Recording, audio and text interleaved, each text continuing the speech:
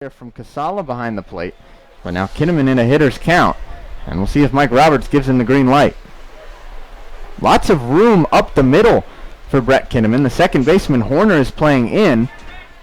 And way towards the first base bag as time is called. Shortstop Kaiser playing in his normal position, but perhaps YD playing Kinnaman to pull a little bit on the infield, even though the infield's in. The 3-1 to Kinnaman. Breaking ball that just misses outside. And it's ball 4. So 2 walks and a single so far in this bottom of the second for Cotuit. There is one out thanks to the assist from the outfield by the left fielder Carlos Cortez for YD. Otherwise, John Rooney might be in a world of trouble here with Luke Alexander coming to the plate. He's still got a chance to get out of it if he can get a double play ball, and the Red Sox middle infield backs up to double play depth. First pitch to Alexander, squares to bunt, pops it up, and kicks it foul out of play towards the right side. It's 0-1. We saw this last night with Luke Alexander in that aforementioned 6th inning. Took the words. Luke Alexander was asked to lay down a successful safety squeeze or sacrifice squeeze. And after he looked pretty lost on the first 2 bunt attempts that he made contact on, kicking them both foul, Mike Roberts in a 2-strike count let him swing away, and Alexander promptly hit a 2-run single to right. Takes a big rip here and comes up short at a 91-mile-an-hour fastball, and it's 0-2. So both hitters now, the last 2 at-bats, have been asked to bunt, and then have been asked to swing away in a little bit of a rotation throughout their at-bats. Can't figure they're too comfortable with that at the plate. And now a pickoff attempt as the runner goes at first. Kinnaman slows down at second. Now the throw over to first, but sliding back in safely is Zach Cohn, and it's a successful stolen base for Brett Kinnaman, as the Red Sox don't fall for the first and third play. Guess the word's out on the Cape League that Mike Roberts likes to do that. Works out for 1 bag for Kinnaman. Now the Kettleers have 2 in scoring position. Double play no longer in order. And the count 0-2. First baseman Rivas playing in on the grass, almost as if he's expecting bunt, creeping in. And now after a long set, Alexander calls time and steps out.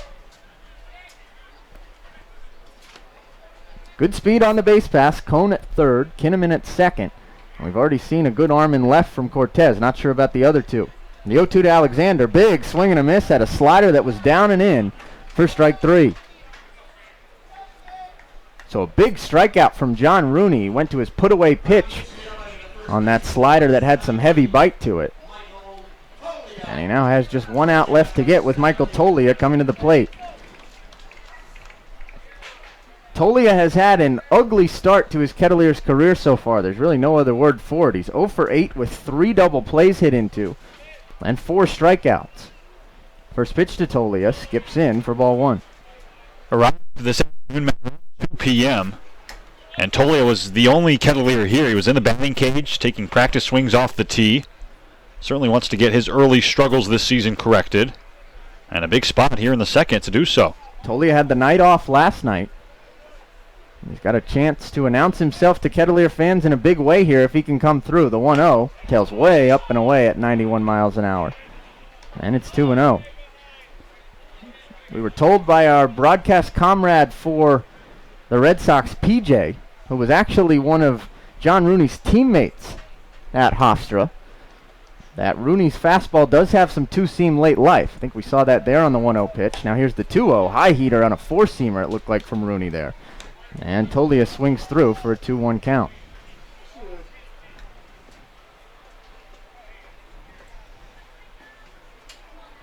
Two on, 2 out. No score here at Lowell Park, bottom of the second. Rooney kicks and the 2-1 to Tolia. This is outside, 3 balls and 1 strike. The next batter would be Thomas Dillard, who's had the last 3 nights off, and who has also struggled through the early part of this 2017 summer. With first base open, and perhaps a light hitter on deck, we'll see what Rooney does. The 3-1, smoked right towards straightaway center by Tolia, backing up McKenna, looking up McKenna, and he makes the catch on the run in front of the track for out number 3. The ballpark just as he gave it a ride to straightaway center, but McKenna makes the catch just in front of the 397 mark to retire the side. Kettleers do not score. They get a hit, 2 walks, and no errors, then they leave a pair. We'll move to the third inning. Still no score from Lowell Park here this afternoon between the Red Sox and the Kettleers on the Cotuit Kettleers Video Network.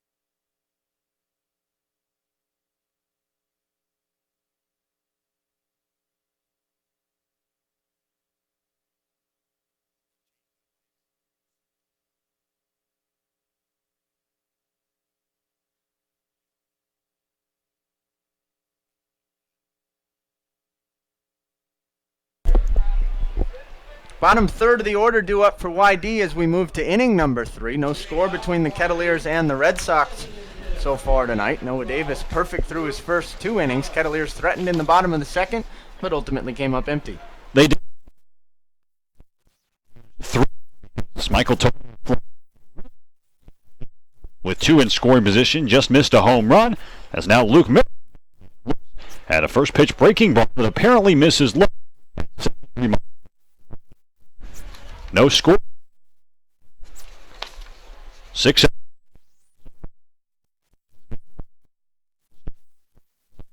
As the 1-0 fastball is low, skips into the mitt of Thomas Dillard, and it's 2-0.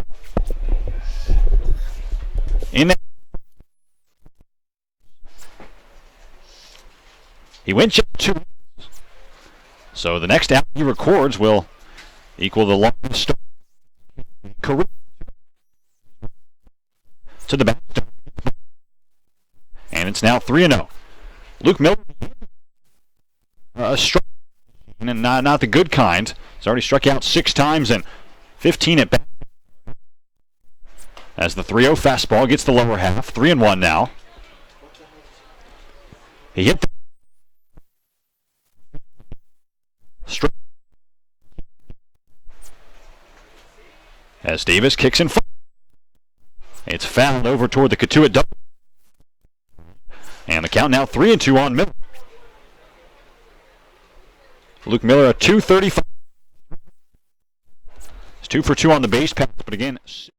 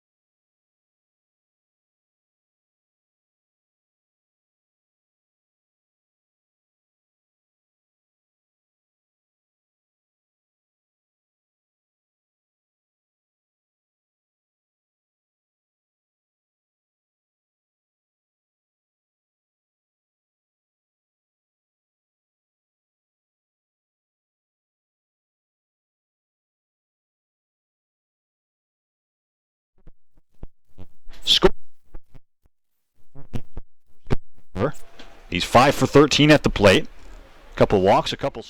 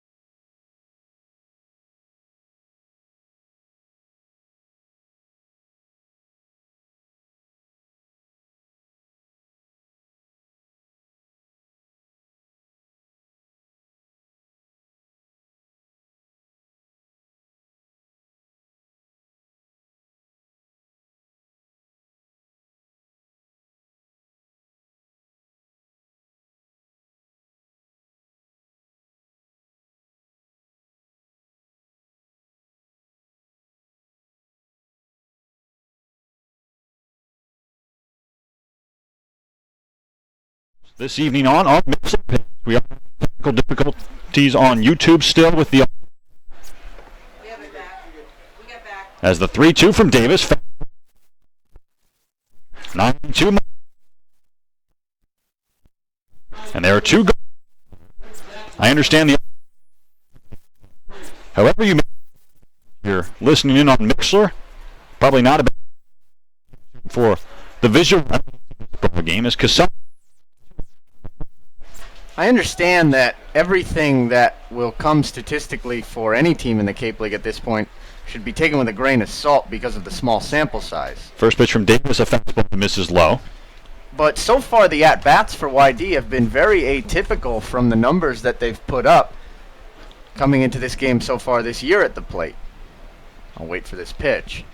Here is the swung through. Of the 8 batters that have come to the plate so far for the Red Sox, 5 of them have seen at least 5 pitches in their at-bat against Noah Davis. But this is a team that profiles as having not run a lot of deep counts so far this year. The 1-1 into the University catcher Casella is low. 3 straight 2-1. I say that because, as I mentioned in the pregame show, in case you weren't joining us at that point, YD has the second fewest walks with 22. And the second fewest strikeouts with 58. That means not a lot of deep counts. The 2-1 misses outside, now 3-1. It's a great, I think, playing some new guys that weren't here at the beginning of the season. But still, we have seen some really nice at-bats from a team that, as you just mentioned, doesn't profile statistically as a team that would see a lot of pitches. The 3-1. The first base runner of the game for Scott. And there's a man at first with 2 outs for the top. So Casella come in just reaching base 3 times in 10 plate appearances. Reaches for the foot. Not a lot of speed over for Casella. And he has a modest lead that reflects speed. McKenna. First pitch fastball and fouls it back to the screen. It's 0-1. Another thing that those deep counts have conspired to do, Will, in this game, is they've run Noah Davis's pitch count up as well. That last pitch that was fouled off by McKenna was number 47 for Davis, and although he hasn't given up a hit yet, we've seen these Kettleer pitchers be on innings limits and pitch limits all year long, and he might not be long for this game because of that. Here's the...